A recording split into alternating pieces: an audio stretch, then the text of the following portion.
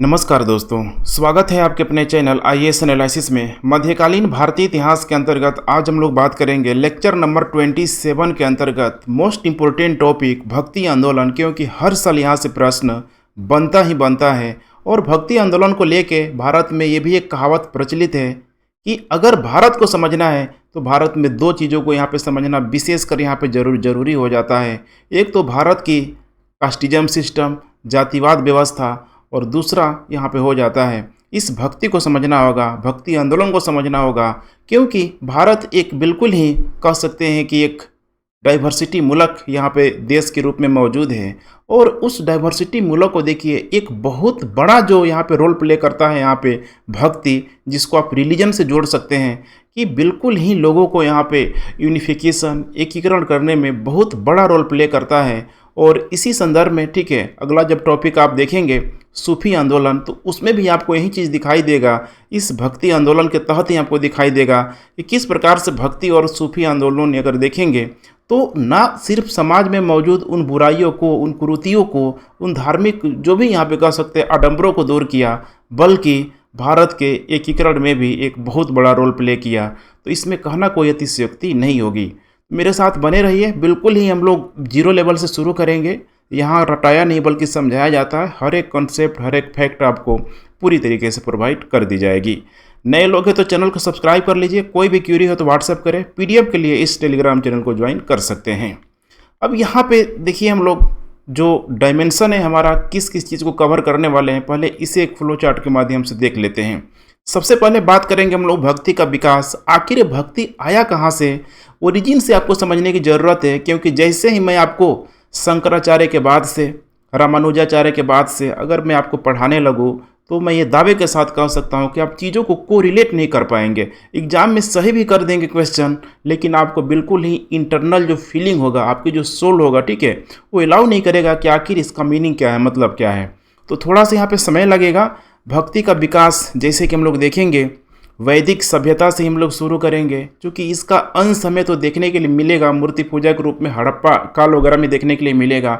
लेकिन चूंकि वहाँ पे बहुत अधिक एविडेंस नहीं है, या फिर एविडेंस है, लिखित साक्ष्य है, लेकिन उसको आज तक पढ़ा नहीं गया है, तो उसको हम लोग स्किप करेंगे और वैदिक सभ्यता से शुरू करेंगे। इसमें बड़ा इंटरेस्टिंग चीज़ देखेंगे।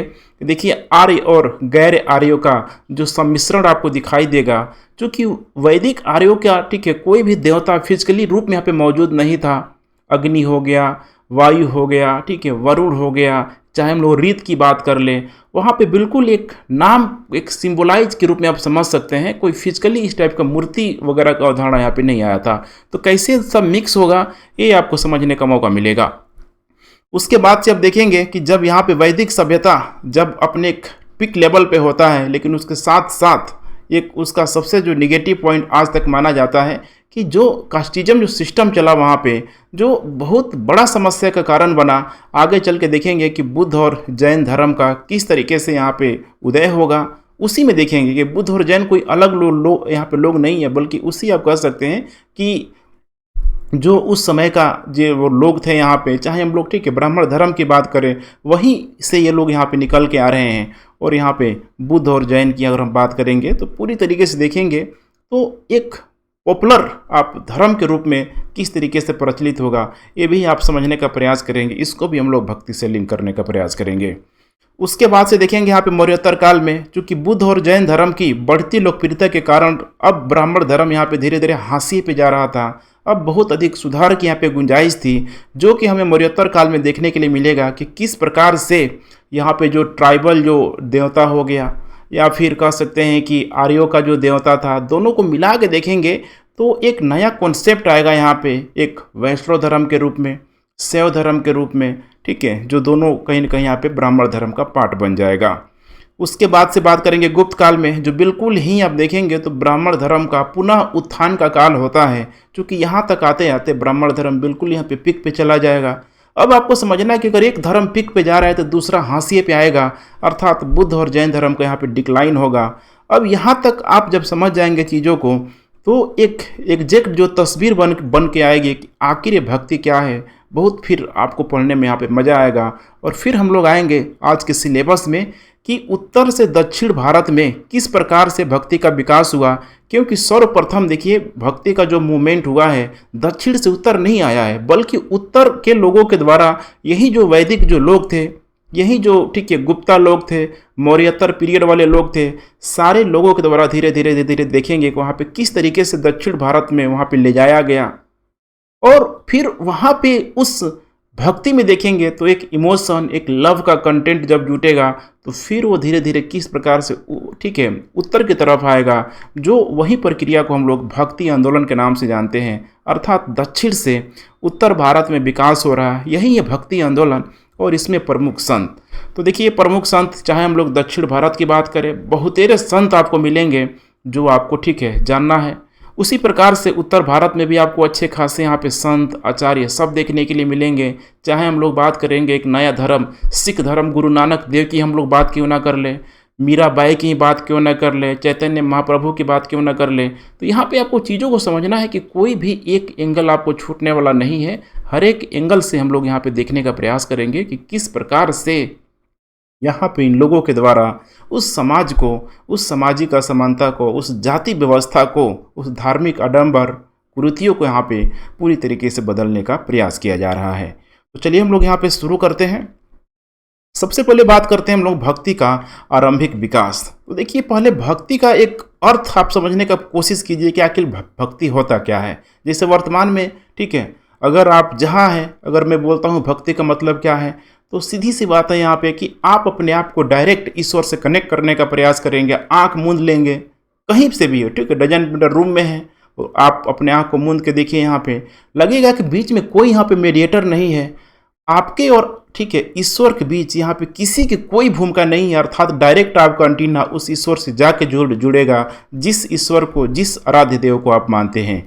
इसीलिए यहाँ पे बोला जा रहा है कि अर्थ जो होता है ईश्वर के प्रति अहेतुक प्रेम, अर्थात सेल्फ लव यहाँ पे जिसे बोला जाता है, निस्वार्थ भाव से, किसी भी प्रकार का कोई स्वार्थ नहीं। ये नहीं कि भाई आंख बंद कर ले कि भगवान हमें ठीक है IAS बना दो, PCS बना दो, ऐसा कुछ भी नहीं। निस्वार्थ भाव से कि आपको ठीक है उनको याद करना है, ठीक है। तो यही है यहाँ पे भक्ति का रियल जो यहाँ पे मीनिंग होता है। अब देखिए, अब ये कई प्रक्रिया से हो सकती है, जैसे कि नंबर 1 मैंने दिया है यहाँ पे उपासना पद्धति को अपना के, जैसे मैंने बताया जिस किसी आराध्य देव इष्ट देव को मानते हैं, बिल्कुल ही आप किसी भी तरीके से कर सकते हैं। इसमें किसी भी प्रकार का धर्म जाति कोई यहाँ पे बाधक नहीं होता है, कोई भी लोग यहाँ पे कर सकता है। और माना गया, अंग्रेजों ने इसका देखिए बहुत हद तक यहाँ पे क्रेडिट लेने का प्रयास किया कि जो भक्ति का जो मूवमेंट हुआ है इंडिया में, वो हमारे ईसा मसीह का ही यहाँ पे देन है। क्योंकि ईसा मसीह में एक बहुत बड़ी त्याग की भावना आपको दिखाई देगी, जो कि ठीक है लोगों की भलाई के लिए हंसते हंसते वो सूली पे चढ़ गए। लेकिन यहाँ पे जब भारतीय इतिहासकारों ने भारतीय इतिहास का यहाँ पे लिखना शुरू किया, तो फुल रूप से यहाँ पे फुल प्रूफ दे दिया कि देखो हमारा जो भक्तिज्म का जो कॉन्सेप्ट है कहीं यूरोप से नहीं आया है, बल्कि ये तो शुरू से अगर देखेंगे हम लोग तो हमारी जो ठीक है जनजातीय जो प्रणाली है उसमें इसके तत्व तो मौजूद हैं। बस ठीक है उसको निखारने की ज़रूरत है। आज हम लोगों ने लिखा, देखा, समझा, फुल प्रूफ एविडेंस के साथ यहाँ पे दिया गया, ध्यान रखिएगा। तो इसीलिए इस भक्ति का जो जड़ है आपको देखने के लिए मिलेगा उस ठीक है गैर आर्यों में, जो यहाँ के मूल लोग बोले जाते हैं, जनजातीय पद्धति जिसको बोला जाता है, उसमें आपको यहाँ पे दिखाई देगा। तो देख पा रहे हैं पूरा डायमेंशन है यहाँ पे। अब हम लोग बात करते हैं देखिए वैदिक धर्म में यहाँ पे, चूँकि अब आपको ठीक है पाषाण काल वगैरह तो वहाँ पे ध्यान नहीं देना है, चूँकि वहाँ भी देखेंगे तो वहाँ पे भी धीरे धीरे जो ईश्वर का जो कॉन्सेप्ट था ठीक है पारलौकिक जीवन पे दूसरे लोगों पे बल देना, जैसे कि कुछ सौद वगैरह मिला हुआ जिसका पैर काट दिया जाता था, मृतक के साथ ठीक है बहुत सारा कलश वगैरह रखा जाता था, तो वो भी कहीं ना कहीं देखिए पारलौकिक जीवन पे यहाँ पे बल देना यहाँ पे शुरू करता है। तो कहने का मतलब कि देखिए वो प्रथा परंपरा शुरू से चली आ रही थी और हड़प्पा काल में बहुत सारा मूर्ति वगैरह हमें देखने के लिए मिला, लेकिन वहाँ तक चूँकि बहुत अधिक जो एविडेंस है भर के नहीं है या फुल प्रूफ नहीं है या फिर उसको पढ़ा नहीं गया है, तो इसीलिए उस पार्ट को हमको छोड़ते हुए ठीक है वैदिक धर्म से हम लोग यहाँ पे शुरू करने का प्रयास करते हैं। तो वैदिक धर्म जिसको एक ब्राह्मण धर्म के रूप में भी जाना जाता है, या बिल्कुल आपको इसको हिंदू धर्म से कोरिलेट नहीं करना है, अधिकांशतः तत्व तो मौजूद हैं, लेकिन चूंकि हिंदू अगर ठीक है शब्द आ रहा है तो अपने आप में एक बहुत ही बड़ा एक कॉन्ट्रोवर्शियल शब्द बन जाता है। अलग अलग समय में उसका डिफाइन भी अलग अलग तरीके से किया गया है। अब यहीं से शुरू हो जा रहा है, देखिए वैदिक धर्म, ब्राह्मण धर्म। यहाँ पे देखिए धार्मिक प्रक्रिया के रूप में क्या था, इस चीज़ को आपको समझना होगा। बहुदेवा था, बहुत सारे ईश्वर को मानना, लेकिन उसका कोई भी फिजिकल रूप यहाँ पे नहीं था कि अगर हम विष्णु को मार रहे हैं तो विष्णु का आकार ऐसा है, शिव को मार रहे हैं तो शिव का आकार ऐसा है, कोई कुछ नहीं। देखिए अग्नि, ठीक है, अग्नि को हम मार रहे हैं, प्रकृति पूजा कर रहे हैं, तो उसमें कोई भी इस प्रकार का यहाँ पे फिजिकल मतलब गॉड की जो अवधारणा है, किसी की रूपरेखा कुछ भी इस प्रकार के यहाँ पे मौजूद नहीं था। देखिए यहाँ पे क्या हुआ, तो पूरी तरीके से ईश्वर से कनेक्ट करने के लिए, अपने देवताओं से कनेक्ट करने के लिए वैदिक लोगों के द्वारा सबसे अधिक बल दिया गया यज्ञ। अब यही देखिए यज्ञ जो है, यहाँ पे यज्ञ करने के लिए या फिर ईश्वर को बुलाने के लिए आप कह सकते हैं कि मंत्रोच्चारण की जरूरत थी। और ये मंत्रोच्चारण वही कर सकता था, वो ब्राह्मण ही यहाँ पे कर सकता था जिसको मंत्र आता था। अब आपको समझना है कि वही ब्राह्मण मंत्र के माध्यम से, ठीक है, ईश्वर को बुलाएगा, अपने आराध्य देवता को बुलाएगा, बाकी लोग यहाँ पे बुला नहीं सकता है। इसका मतलब आपको समझना है कि पूरी तरीके से यहाँ पे ब्राह्मण धर्म का यहाँ पे दबदबा हो चुका था। ऑलरेडी देखेंगे तो जातिवाद जो व्यवस्था था, जैसे कि ठीक है हम लोग बात करें ब्राह्मण की, क्षत्रिय थी, वैश्य की, शूद्र की, ये चार यहाँ पे जो कैटेगरी थी, कास्टिज्म सिस्टम का यहाँ पे विकास हो चुका था। और यहाँ पे जो शूद्रों की जो यहाँ पे स्थिति थी, बिल्कुल ही ऊपर के वर्णों की सेवा करना था। और इसमें अगर आप किसी भी कैटेगरी से अगर आप महिलाओं को डालेंगे तो महिलाओं की हालत बिल्कुल ही उन शूद्रों की जैसी थी। जबकि यहाँ पे ठीक है महिला लोगों को वेद पढ़ने का अधिकार नहीं दिया गया था, बहुत सारा जो अधिकार मतलब उनको बिल्कुल ही, उनकी कैटेगरी बिल्कुल ही किसी भी वर्ग की जो महिलाएं थी, किसी भी जाति की महिलाएं थी, बिल्कुल हुई ठीक है उनका जो अधिकार ना के बराबर, जैसा कि शूद्रों के जैसा था।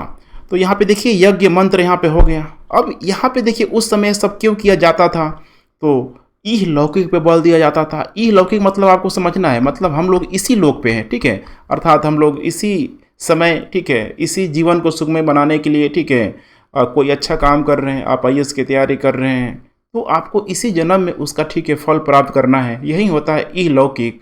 तो इस लोक पे बल देते हुए ये लोग का मतलब कॉन्सेप्ट यही था कि देखो जितना जोर ज़बरदस्त तरीके से हो सके यज्ञ कराओ। अब यज्ञ कराने वाला ब्राह्मण है, ठीक है, यज्ञ कहीं न कहीं देखेंगे तो वहाँ पे कई टाइप होता था, जैसे राजसी यज्ञ, अश्वमेध यज्ञ, और उस यज्ञ में भली भांति जो क्षत्रिय जो शासक होते थे, ठीक है, उन्हीं के देख रेख में यहाँ पे कराया जाता था। तो समझना है चीज़ों को। तो कर्म कांड, पशु बलि, ठीक है, चढ़ावा, ऐसे बहुत सारे जो कर्म कांड थे, देखिए यज्ञ में यहाँ पे पूरी तरीके से जुड़ता चला गया था। कुल मिला के मामला यही था, भौतिक सुख के लिए यहाँ पे किया जा रहा था ये सब, ठीक है। अब देखेंगे तो यही जो टाइम पीरियड है, चूँकि यहाँ पे वेद वगैरह की रचना तो पूरी तरीके से चल रही थी, चाहे हम लोग ऋग्वेद, ठीक है, यजुर्वेद, सामवेद, अथर्ववेद तक तो मामला आते आते बहुत ही कॉम्प्लिकेटेड हो जाता है, क्योंकि उसमें बहुत सारी जो ठीक है अंधविश्वास, भ्रांतियाँ भी यहाँ पर भरा हुआ है। उसी तरीके से उन वेदों की विशद व्याख्या के लिए ब्राह्मण ग्रंथ की यहाँ पे रचना की गई।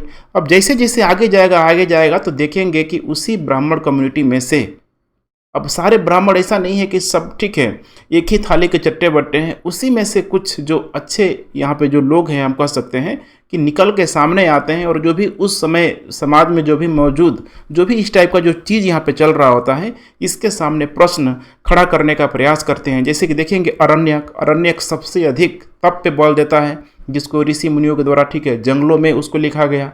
आगे चल के सबसे जब क्रांतिकारी दौर आ गया यहाँ पे उपनिषद। अब ये उपनिषद ध्यान रखिएगा, इतना ये मैंने क्या बोले कि अगर वेदों के बाद से अगर सबसे अधिक अगर भारतीय इतिहास में देखा जाए तो इन उपनिषदों में कोई ऐसा सवाल नहीं है, ठीक है, जिसका यहाँ पे जवाब नहीं है। हर प्रकार का आपको यहाँ पे दिखाई देगा। तो यही उपनिषद ने सर्वप्रथम देखिए भक्ति और यहाँ पे मोक्ष की बात की, और ना कि सिर्फ भक्ति और मोक्ष की बात की, बल्कि ये बहुत हद तक देखेंगे यहाँ पे तो इस ब्राह्मणवादी व्यवस्था पे पूरी तरीके से कटाक्ष करेगा कि आखिर ये सब तुम कर क्यों रहे हो। तो ये सब यहाँ पे बताएगा। यहाँ पे देखिए, यहाँ पे नेक्स्ट स्लाइड में यहाँ पे क्या हो रहा है, उपनिषद यहाँ पे क्या बोल रहा है, यज्ञ का पूरी तरीके से विरोध कर रहा है, आत्मा की बात कर रहा है, ब्रह्मा की बात कर रहा है, अर्थात जिस ईश्वर को तुम बुलाने की बात कर रहे हो यज्ञ के माध्यम से।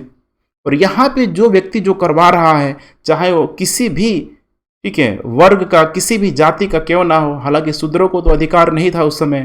तो अब यहाँ पे उपनिषदीय ध्यान रखिएगा, चिंतकों ने ये जो प्रश्न यहाँ पे खड़ा किया कि भाई ऐसा क्यों हो रहा है, ठीक है, इसका मतलब क्या है, तो अब वो लोग जवाब दिए ब्राह्मण लोग कि देखो भौतिक सुख चिंतन के लिए। अब यहीं से देखिए उपनिषद ने उनकी बातों को यहाँ पे काटना शुरू किया कि ये कर क्या रहे हो तुम लोग। समझना है चीज़ों को आपको कि अगर तुमको, ठीक है, अगर एक बार कोई यज्ञ करा रहा है, समझिए उसको पुत्र प्राप्ति हो गई, उसकी गायों की संख्या बढ़ गई, तो उसके बाद से तो उसी वो पुनर्चक्र में फंस जाएगा। ठीक वैसे ही आज जैसे मैं बार बार एग्जांपल देता हूँ कि अगर आप जब, ठीक है, साइकिल में चल रहे हैं तो लगेगा कि कुछ और रिसोर्स आ जाए मेरे पास, मोटरसाइकिल हो जाए, कार हो जाए, तो फिर तो वही चीज़ हो जाएगी जिस चीज़ को आगे बुद्ध भी, ठीक है, अपने चार आर्य में सत्य में, चार आर्य जो सत्य होगा उसमें उठाने का प्रयास करेंगे कि तृष्णा ही दुख का यहाँ पे कारण है। यही चीज़ देखिए देखेंगे आपको तो सर्वप्रथम उपनिषद ने यहाँ उठाया था, इसी को इलोबरेट आगे बुद्ध यहाँ पे करते हुए नजर आएंगे। तो बोले कि देखो आत्मा और ब्रह्मा, यहाँ पे चीज़ों को इन लोगों ने यहाँ पे समझाने का प्रयास किया कि जीव और ब्रह्मा देखो, ठीक है, बिल्कुल ही आप यहाँ पे बल देने की कोशिश करो, ये बिल्कुल यहाँ पे ध्यान रखिएगा, इस चीज़ को बहुत ही अधिक देखेंगे ना आगे चल के शंकराचार्य के द्वारा, तो इसी उपनिषदीय चिंतन को यहाँ पे दोबारा ही यहाँ पे उठाने का प्रयास किया जाएगा, जिसका, ठीक है, इस जीव और ब्रह्मा के संबंध में अलग अलग देखेंगे, अद्वैतवाद, द्वैतवाद, विशिष्ट अद्वैतवाद, ठीक है, अलग अलग टाइप से इसका एक्सप्लेनेशन किया जाएगा। तो इसीलिए यहाँ पे देखिए कुल मिला के जीव और ब्रह्मा की उपनिषद यहाँ पे बातें करता है और ये बोलता है कि मोक्ष प्राप्ति पर अगर बल देना है तो जीव को ब्रह्मा से मिल जाना ही पूरी तरीके से मोक्ष की प्राप्ति है, माने मिल जाना, समझ रहे हैं ना। जैसे ही अगर कोई व्यक्ति है यहाँ पे यज्ञ करा रहा है, साक्षात अगर ईश्वर को दर्शन हो गए, ठीक है, तो मिल जाएगा, सब मामला कंप्लीट हो जाएगा। लेकिन यहाँ पे तो भौतिक सुखों के लिए कराया जा रहा है, तो वैसे तो फिर कभी भी वो, ठीक है, जो आत्मा है कभी उस, ठीक है, ब्रह्म से यहाँ पे मिल ही नहीं पाएगा। सबसे बड़ी यहाँ पे समस्या के कारण था। और देखिए यहीं पे बोला गया कि संसार से अगर मुक्त अगर होना है तो इस पुनर्चक्र माने पुनर्जन्म चक्र से यहाँ पे मुक्ति यहाँ पे पाना पड़ेगा, और भौतिक सुख तो कभी पुनर्जन्म चक्र से यहाँ मुक्ति यहाँ पे प्राप्त होने नहीं देगा। अब ये सारा जब बात उठाया यहाँ पे ना, तो उस समय यहाँ पे मौजूद जो भी यहाँ पे यज्ञ व्यवस्था, वैदिक व्यवस्था आप कह सकते हैं कि जो धार्मिक कर्मकांड आडंबर चल रहा था, उनका कुछ दिमाग खुला यहाँ पे। और फिर उन्होंने देखिए क्या जो जोड़ दिया वैदिक धर्म में परिवर्तन करके कि यज्ञ देखो होगा, बहुदेववाद के तहत होगा, मंत्रोच्चारण सब होगा, लेकिन अब वो लोग कर्म कांड को बढ़ावा देते हुए पारलौकिक जीवन पे यहाँ पे बल दिया गया कि भाई देखो कोई दिक्कत नहीं है, यज्ञ कराओ, वैसे ही कराओ, अगले जन्म में तुम अच्छा करोगे, अच्छा पाओगे। तो कुछ इस टाइप से देखिए उपनिषदीय बातों को यहाँ पे काटने का यहाँ पे प्रयास किया गया, और तब जाकर तुमको यहाँ पे मोक्ष की प्राप्ति होगी। तो कुल मिला के यहाँ पे ये आपको मामला समझ में आ रहा होगा कि देखिए उपनिषदीय जो चिंतन ने जो बातें बोली, आगे चल के उत्तर वैदिक काल तक आते आते वैदिक धर्म के तहत ही इसको काटने का प्रयास किया गया। और ये काटने का प्रयास नहीं किया गया बल्कि और अधिक आडंबर युक्त यहाँ पे हो गया, क्योंकि अब बात होने लगा पारलौकिक का। कोई भी कुछ खराब काम करे उसको भाई कर दो कि तुमने पिछले कामों पे, मैंने पिछले जन्म पे तुमने खराब काम किया था, अगले जन्म की बात को लोक लुभावन दे के ब्राह्मण के द्वारा यहाँ पे बोला जाता था कि चलो भाई इस बार तुम अच्छे से दान दक्षिणा करो, चढ़ावा करो, यज्ञ करवाओ, अगले जन्म में तुमको, ठीक है, अच्छा जीवन मिलेगा। तो यहाँ पे समझना है कि इससे मामला और क्या हो गया, कॉम्प्लिकेटेड हो गया, ताकि, ठीक है, उपनिषदीय विचारों के यहाँ पे खंडन बहुत अच्छे तरीके से यहाँ पे नहीं किया गया, बहुत मामला यहाँ पे गंभीर हो गया। अब इसी समय देखेंगे तो समाज में चूँकि एक बहुत बड़े जो समस्या का जो कारण था, कास्टिज्म सिस्टम आ गया था, शूद्रों और वैश्यों की बहुत स्थिति अच्छी नहीं थी, महिलाओं की भी स्थिति यहाँ पे बहुत अच्छी नहीं थी। और अब यहाँ पे बुद्ध और जैन धर्म का जब यहाँ पे उदय हो रहा है, तो जो भी दबे कुचले लोग थे, यहाँ तक कि ब्राह्मण वर्ग के लोग भी, ठीक है, पूरी तरीके से इसमें शामिल होने लगे। एक लहर दौड़ चला उस, ठीक है, 6ठी शताब्दी ईसा के दौर पे यहाँ पे इतनी यहाँ पे लोकप्रियता मिली, इतनी लोकप्रियता मिली कि जो ब्राह्मण धर्म था जो चल रहा था अभी तक उत्तर वैदिक काल के खास में, वो पूरी तरीके से यहाँ पे हाशिए पे आ गई। अब इनको लगा कि ब्राह्मण धर्म में यहाँ पे सुधार को यहाँ पे बहुत यहाँ पे ज़रूरी है, और आगे चल के यही जो सुधार का जब मामला आएगा तो आपको यहाँ पे दिखाई देगा, जिससे आज वर्तमान तक की जो तस्वीरें होंगी, ठीक है, पूरी तरीके से आपको क्लियर हो जाएंगी। तो चलिए हम लोग देखने का प्रयास करते हैं आर्य एवं गैर आर्य, ठीक है, जो धार्मिक जो सम्मिश्रण हो रहा है कैसे होता है। देखिए आप समझने का प्रयास कीजिए। भक्ति तो था, थोड़ा बहुत था वहाँ पे, ठीक है, वैदिक धर्म में, लेकिन यहाँ पे मूर्ति पूजा टाइप का यहाँ पे कोई कॉन्सेप्ट नहीं था वैदिक धर्म में। इसके बाद यहाँ पे देखिए अवतारवाद, इसका भी लगभग ना के बराबर ही कॉन्सेप्ट था। यहाँ पे चीज़ों को समझना है कि आखिर ये सब चीज़ आया कैसे। आज वर्तमान में अपने समाज में देख रहे हैं, मंदिर में देख रहे हैं, भक्ति, मूर्ति पूजा, अवतारवाद, जितने मंदिर ठीक है उतने मूर्ति। आखिर इसका माजरा क्या है? तो देखिए इसको समझना पड़ेगा। आर्य और गैर आर्य धार्मिक सम्मिश्रण में यहाँ पे जो मिलन होता है या फिर मिक्स जो किया जाता है, ठीक है, सिर्फ विचारों का यहाँ पे मिक्सअप नहीं होता, बल्कि यहाँ पे देवताओं का भी, ईश्वरों का भी यहाँ पे मनुष्यों को तरह पे मिक्स किया गया है। कैसे मिक्स किया गया है थोड़ा समझने का प्रयास कीजिए। अब देखिए हम लोग बात करते हैं शुरू में यहाँ पे ब्राह्मण धर्म की। तो ब्राह्मण धर्म में देखिए आगे चल के लगभग मौर्योत्तर काल तक आपको ठीक है लगभग दो पंथ आपको दिखाई देगा। एक तो वैष्णव पंथ और दूसरा यहाँ पे शिव पंथ, ठीक है। अब यहाँ पे देखिए क्या हो रहा है। तो नंबर 1 यहाँ पे कॉन्सेप्ट यहाँ पे वासुदेव का। देखिए वासुदेव कृष्ण जिनको बोला गया, मथुरा जो ओरिजिन है यहाँ पे आपको समझना है। देखिए इसी इलाके में क्या था, तो यहाँ पे माना जाता है कि जो गैर आर्य लोग थे, गैर आर्य लोग थे, यहीं पे वासुदेव कृष्ण की यहाँ पे जो लोकल देवता हुआ करते थे वो लोग उनकी पूजा करता था। लेकिन अब तेजी से ठीक है उनकी अनुयायियों की संख्या यहाँ पे बढ़ रही थी और इन्हीं क्षेत्रों में आप देखेंगे तो वहाँ पे ब्राह्मण शासक भी आ चुका था। जैसे कि मौर्योत्तर काल में देखेंगे तो गौतमीपुत्र सातकर्णी का नाम है। वहाँ पे बहुत सारे ब्राह्मणों को भूमि दान में भी दिया जाएगा। अब ब्राह्मणों को भूमि में दान देने से प्रोडक्शन थोड़े हो जाएगा, वहाँ पे प्रोडक्शन कराने के लिए ठीक है आसपास के लोगों को यहाँ पे करवाना होगा, कृषि गतिविधियों से जोड़ना पड़ेगा। और यहाँ पे चूंकि देखेंगे पूरा का पूरा जो गंगा जो मैदानी जो इलाका था पूरा जंगलों से भरा हुआ था, सारे जंगलों की देखिए सफाई हो गई, ठीक है। तो जंगलों से भरा हुआ था ये क्षेत्र। अब इन ट्राइब को अपने अंडर कंट्रोल में करने के लिए देखिए अब यहाँ पे इन लोगों ने क्या किया, तो धीरे धीरे यहाँ पे जो मैं बात कर रहा हूँ ठीक है वासुदेव कृष्ण की मैं जो बात कर रहा हूँ, धीरे धीरे ठीक है इनको इमरजेंस यहाँ पे करने का प्रयास किया गया। अर्थात लंबी चौड़ी कहानी है, जिससे कालिया नाग वगैरह का नाम आप लोगों ने सुना होगा कि इसी इलाके में कालिया नाग भी रहता था। कृष्ण महाभारत में जरूर आप लोगों ने देखा होगा कैसे कृष्ण के द्वारा उसको यहाँ पे पूरी तरीके से नाथ लिया गया इन द सेंस कि नाग पूजा वहाँ पे पूरी तरीके से कम हो गई, वासुदेव कृष्ण की पूजा वहाँ पे बढ़ने लग गई। उसी तरीके से देखेंगे आप तो नारायण जो हिमालय का जो तलहटी एरिया इधर हिमाचल प्रदेश के क्षेत्रों की तरफ, तो वहाँ पे भी एक लोकल देवता हुआ करते थे जिनका नाम था यहाँ पे नारायण। ध्यान से समझिए नारायण, क्योंकि लोकल देवता थे, पशुओं के देवता के रूप में पूरी तरीके से मौजूद थे। पशुओं के देवता इन द सेंस कि जो भी पशुपालक लोग थे वो उस नारायण को यहाँ पे मानते थे। अब ये सब जो इलाका है ना, ये मैदानी वाला जो इलाका है, हिमालय के तलहटी वाला जो क्षेत्र में आप देख रहे हैं, यहीं से शुरू हो जाएगा यहाँ पे। अब इन आर्यों को ज़रूरत है कि भाई बहुत सारे लोगों के यहाँ पे ज़रूरत है और इसीलिए अब ये लोग मौका नहीं छोड़ेगा। इनका एक यहाँ पे ठीक है ऑलरेडी यहाँ पे जानते हैं प्रजापति का नाम आप देखेंगे तो ऑलरेडी वेदों में भी उल्लेखित है। तो प्रजापति अर्थात जिसे विष्णु बोला गया, इसी विष्णु के साथ ध्यान रखिएगा, इसी ने विष्णु के साथ यहाँ पे संवर्जेंस कर दिया गया दोनों को।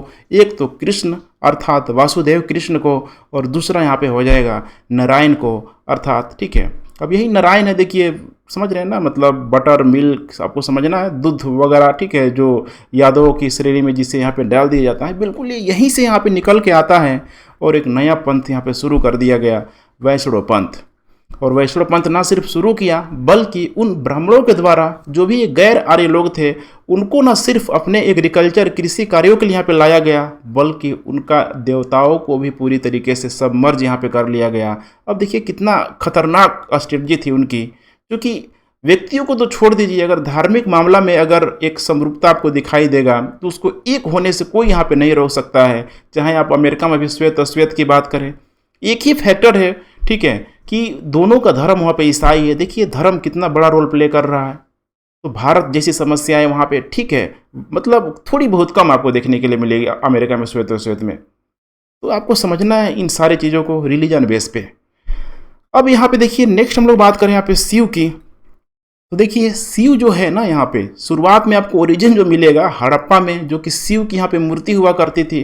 अब इनकी भी आसपास के क्षेत्रों में, चूंकि ये सप्त सिंधु प्रदेश वाले क्षेत्रों में आर्य लोग आया हुआ था, तो उनकी भी लोकप्रियता वहाँ पे बढ़ रही थी। शिव का ठीक है लोग सिम्बोलाइज जो पत्थर होता है उस टाइप का लोग बना के पूज रहे थे। अब इनको लगा कि भाई जैसे हम लोग यहाँ किए हैं वैसे यहाँ भी कर सकते हैं। तो रुद्र ठीक है, इनका भी उल्लेख यहाँ पे वेदों में उल्लेख है। तो इन लोग क्या किया कि दोनों को मिला के शिव और रुद्र को, जो रुद्र एक आर्य देवता हुआ करते थे, दोनों को सबमर्जेंस करके यहाँ पे एक शैव पंथ का यहाँ पे स्थापना हो गया। तो इतना आपको समझ में आ गया होगा कि वैष्णव और शैव पंथ किस प्रकार से, देखिए, ब्राह्मण और ठीक है आर्य और गैर आर्यों के सम्मिश्रण से पूरी तरीके से इसका ठीक है बनना कंप्लीट हो गया, जो आज वर्तमान तब का आपको दिखाई देगा। अब नेक्स्ट हम लोग बात करते हैं बौद्ध धर्म में। ठीक है, तो बौद्ध धर्म में देखिए वही चीज़ था। यहाँ पे भी चूंकि आपको समझना होगा कि जब उपनिषदीय चिंतकों ने ठीक है मोक्ष की प्राप्ति पे बल दिया, तो पारलौकिक जीवन पे बल दिया जाने लगा। यही चीज़ देखिए बुद्ध यहाँ पे आए, वे भी उसी चीज़ को, उपनिषदीय विचारधाराओं को उठाते नजर आए कि अगर पुनर्जन्म के चक्र से अगर ठीक है मुक्त होना है तो अपनी इच्छाओं का त्याग करो। जब तक इच्छा रहेगा तुम्हारे पास, ठीक है, तब तक तुम घूमते रहोगे, इस पुनर्चक्र से बाहर नहीं निकलोगे और तुमको मोक्ष की प्राप्ति नहीं होगी। तो बुद्ध ने बोला कि स्व माने अपने कार्यों की वजह से कोई भी व्यक्ति यहाँ पे मोक्ष प्राप्त कर सकता है। लेकिन आगे चल के देखिए बुद्ध धर्म में भी बंटवारा हो जाएगा, महायान और हीनयान में। जो हीनयान थी, ठीक है, बुद्ध की ओरिजिनल शाखा के रूप में मौजूद थी, लेकिन महायान देखिए कितना लचील हो गई। ये बोधिसत्व की अवधारणा पे बल देता है। अर्थात इसको ऐसे समझिए कि अगर आपको कोई बोले कि बिना एग्जाम दिए तुम आईएएस बन जाओगे या फिर मेहनत करके आईएएस बनोगे, कोई नहीं चाहेगा कि भाई शॉर्टकट रास्ता आप अपना लें। तो ये बोधिसत्व की जो अवधारणा है, शॉर्टकट आप समझ सकते हैं कि मोक्ष की प्राप्ति का अवधारणा है। जैन धर्म भी पीछे नहीं रहा। जैन धर्म देखिए तीर्थाटनकों की उपासना पे बल दिया। इसमें देखेंगे तो 23-24 तीर्थंकर, ठीक है, लगभग 24 तीर्थंकर यहाँ पे आ गए।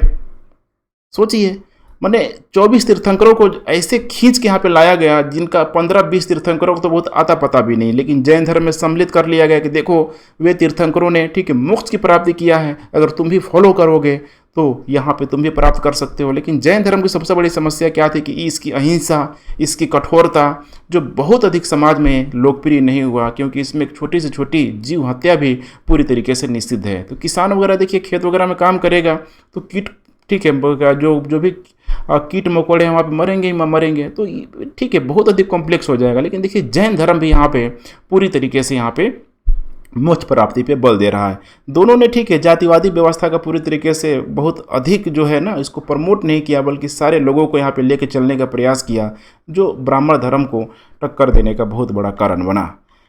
अब देखिए हम लोग नेक्स्ट बात करते हैं यहाँ पे मौर्योत्तर काल में यहाँ पे क्या हो रहा है। अब इसमें देखिए जो मौर्योत्तर काल में तीन चीज़ें आपको दिखाई देगी। भक्ति तो शुरू से आ रहा था। मूर्ति पूजा देखिए कैसे यहाँ पे जुड़ जाएगा। उसके बाद से यहाँ पे अवतारवाद का कैसे कॉन्सेप्ट आ जाएगा, बिल्कुल आपको यहाँ पे समझने चलना है।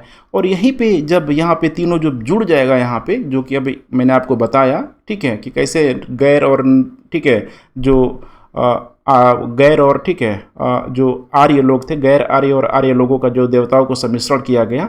अब उनका बाकायदा देखेंगे यहाँ पे तो कला वगैरह का पूरी तरीके से ठीक है एक विस्तार हो गया। जैसे गंधार शैली हो गया, मथुरा शैली हो गया, अमरावती शैली हो गया, सब उसी समय ये शैली यहाँ पे विकसित होना शुरू हुआ और ठीक है धीरे धीरे उनका रूप दिया जाने लगा। अब ये जब रूप दिया जाने लगा तो ये टाइम पीरियड आ गया, देखिए यहाँ पे गुप्त काल का समय पीरियड आ गया। अब गुप्त काल में चूंकि ब्राह्मण धर्म का पुनरुत्थान का काल है, लेकिन उसकी नींव तो इस मौर्योत्तर पीरियड में ही रखा गया था। तेजी से देखिए ब्राह्मण धर्म ने अपने आप को ठीक है सुधार किया और अवतारवाद का कॉन्सेप्ट लाया। अवतारवाद का मतलब होता है कि ईश्वर का पृथ्वी पर जन्म लेना, जैसे कि विष्णु के 10-10 अवतारों को यहाँ पे दिखाया गया, जिसमें 9वें अवतार में ठीक है 10वें अवतार में कल के अवतार को यहाँ पे रखा जाता है। तो इस चीज़ को समझना है यहाँ पे। और यहाँ पे एक रूपरेखा प्रदान करने के लिए बाकायदा देखिए पुराण के तहत 18 पुराण लिखा गया और इसमें जनजातीय देवताओं का मिश्रण किया गया। इसीलिए जो भी जनजातीय देवता हैं जैसे नरसिंह, मछली अवतार, कछुआ अवतार, जितना भी देखेंगे आप ना, तो पूरी तरीके से जो जनजातीय जो लोग मानते थे ठीक है उन्हीं लोगों का पूरी तरीके से सम्मिश्रण कर दिया। तो यहाँ के लोगों को भी जो गैर आर्य थे उनको भी लग नहीं रहा था। धार्मिक दृष्टिकोण से इनको लगता था कि चलो भाई ये तो बिल्कुल ठीक है हमारे अपने ही लोग हैं। उसके बाद यहाँ पे महिलाओं और शूद्रों को बैक डोर से इस पुराण में एंट्री दिया गया कि चलो भाई वेद तो नहीं पढ़ सकते हो लेकिन पुराण को तो पढ़ सकते हो। अब यही आपको समझना है कि शूद्र जो है वर्तमान में हम लोग देखते हैं यही पुराण से पूरी तरीके से जुड़ गया, राम से जुड़ गया, कृष्ण से जुड़ गया, ब्रह्म से जुड़ गया, एक एक देवताओं से इसी समय ये शूद्र इस कदर यहाँ पे जुड़ गए। और सिर्फ शूद्र ही नहीं बल्कि चारों के चारों वर्ग ऐसे जुड़ गए जो आज वर्तमान तक आपको दिखाई देगा। ठीक है, कि अमीरों के लिए, ठीक है, एक अलग माध्यम है कि चलो हम मंदिर बनवा लिए, ठीक है, मंदिर बनवा के हम जो भी वहाँ पे कर रहे हैं, लेकिन एक सेटिस्फैक्शन, ठीक है, मैंने मोक्ष की प्राप्ति कुछ इस टाइप का भाव आता है कि एक अच्छा काम कर रहे हैं। वैसे ही जो गरीब वर्ग है उसी मंदिर में जाएगा, वो भी अपने आप को उतना ही भगवान के नज़दीक पाएगा। तो कुल मिला के देखिए जड़ अब यहाँ पे आपको दिखाई दे रहा होगा। तो देखिए यहाँ पे अब मंदिरों का निर्माण होना शुरू हो गया। गुप्त काल में पहली बार मंदिर की यहाँ पे अवधारणा भी आ गई, चूँकि मूर्ति तो बन गया, मूर्तियों को बनने के लिए, ठीक है, मैंने रखने के लिए कोई जगह चाहिए, मंदिर भी यहाँ पे बन गया। मंदिर में जैसे उत्तर भारत में देखेंगे तो नागर शैली का ज़बरदस्त तरीके से विकास हुआ। तंत्रवाद को बढ़ावा मिला। तंत्रवाद मतलब अथर्ववेद आ गया था, जादू टोना ये सब धीरे धीरे यहाँ पे डेवलप होने लगा। ओझा समझते हैं ना, गुरु कई टाइप के लोग होते हैं। और यहाँ पे वैष्णव एवं शैव का एक बिल्कुल ही कॉन्क्रीट रूप यहाँ पे सामने आ गया। और यहाँ पे देख पा रहे हैं धीरे धीरे ब्राह्मण धर्म का प्रभाव बढ़ते जाएगा। और भारतीय परंपरा में अब इसी समय आप देखेंगे तो मोक्ष प्राप्ति को लेकर 3 चीज़ों पे बल दिया गया, जिसका भागवत गीता में ऑलरेडी उल्लेख है। नंबर 1 तो भक्ति, ज्ञान और कर्म, अर्थात किसी एक माध्यम को अपना के कोई भी व्यक्ति यहाँ पे मोक्ष की प्राप्ति कर सकता है। अब आपको एक प्रश्न मैं पूछता हूँ कि देखिए महाभारत में श्री कृष्ण से, ठीक है, श्री कृष्ण ने अर्जुन से यहाँ पे पूछा हुआ था, ठीक है, मैंने आप कह सकते हैं कि भगवत गीता का बल सबसे अधिक बल कहाँ है, जैसे कि भक्ति पे, ज्ञान पे, कर्म पे, ज्ञानोपदेश पे। इसमें आप ये पाएंगे बहुत लोग लग रहा होगा कर्म पे, लेकिन कर्म पे नहीं है, बल्कि यहाँ पे उसका करेक्ट उत्तर भक्ति होगा। क्योंकि महाभारत में जिस भगवत गीता की अवधारणा को, ठीक है, भगवान कृष्ण के द्वारा अर्जुन को सुनाया गया, अपना विकराल रूप दिखाया गया कि सेल्फलेस होकर तुम, ठीक है, तीर चलाओ, तुम्हें जीतना है, हारना है, ठीक है, तुम्हारा कुछ भी नहीं है इसमें, सारा चीज़ मैं हूँ, मतलब निस्वार्थ भाव से जो मैं कह रहा हूँ तुम करो। तो यही तो होता है फुल, मतलब होता है ना सरेंडर, मैंने बताया था सेल्फलेस जो लव होता है, वही चीज़ इसमें इंडिकेट करने का प्रयास किया गया है। अब देखिए क्या हो रहा है, तो उत्तर भारत से अब दक्षिण भारत की तरफ ये कैसे मूव कर रहा है, थोड़ा इसको समझने का प्रयास कीजिए, ठीक है। तो देखिए संगम सभ्यता आप लोगों को पता ही होगा, संगम काल, चेर चोल पांड्या, वहाँ पे कई सारी, ठीक है, वहाँ पे भी धार्मिक संगीतियाँ, मैंने धार्मिक जो संगीति होता है गोष्ठी के रूप में आप समझ सकते हैं, हुआ था। ऑलरेडी अगस्त ऋषि का आपको उसमें चर्चा मिलेगा। तो ब्राह्मण धर्म को ले जाने का श्रेय अगस्त ऋषि को यहाँ पे दिया जाता है। माना जाता है कि ब्राह्मण, ठीक है, जो अगस्त ऋषि थे, गए विंध्यन पर्वत की ऊंचाई उस समय काफ़ी अधिक थी, तो अपने, ठीक है, श्राप के डर से यहाँ पे, ठीक है, विंध्यन पर्वत को पूरी तरीके से उन्होंने नीचा होने का बोल दिया कि भाई जब तक मैं दक्षिण से वापस उत्तर की तरफ ना जाऊँ तो मैं नीचे ही रहना है, ठीक है। तो आए लांग के देखिए उस समय आए और दक्षिण भारत में आके ब्राह्मण धर्म का जो, ठीक है, पूरी तरीके से कह सकते हैं कि प्रोत्साहित करने का, विस्तार करने का जो श्रेय उस अगस्त ऋषि को यहाँ पे दिया जाता है। वापस लौटे नहीं, विंध्य पर्वत की ऊंचाई भी बिल्कुल यहाँ पे, ठीक है, कम की कम ही रह गई, ऐसा माना जाता है, ठीक है। उसके बाद बौद्ध जैनों का जब तेजी से प्रचार प्रसार हुआ तो आपको पता है कि उत्तर भारत में तो बौद्ध जैन, या चूँकि यहाँ पे बिहार और उत्तर प्रदेश के सीमावर्ती इलाकों में यहाँ पे सिमट गए, लेकिन बाद में देखिए बौद्ध जैन धर्मों का तेजी से देखेंगे तो दक्षिण में इनका विकास होगा। जैसे कि हम लोग बौद्ध धर्म की बात करें, शुरुआत में बड़ी तेजी से आया लोग कर्नाटक के क्षेत्रों की तरफ, आगे चल के जैन धर्म भी सब पीछे नहीं रहा। जैसे कि आपने पढ़ा होगा चंद्रगुप्त मौर्य की जो मृत्यु भी हुई थी स्वर्ण बेलगोड़ा कर्नाटक में हुआ था, संलेखना पद्धति से हुआ था। तो कहने के सेंस क्या है, तो देखिए उस समय तेजी से ये लोग भी यहाँ पे आ चुका था, व्यापारी वर्ग, ठीक है, नीचे लोग आ ही रहा था। तो कुल मिला के देखिए दक्षिण भारत उस समय कटा नहीं था, लोगों का आना जाना उत्तर भारत से लगा रहता था। और यही तो है, आना जाना मतलब विचारों का आदान प्रदान शुरू हो जाएगा।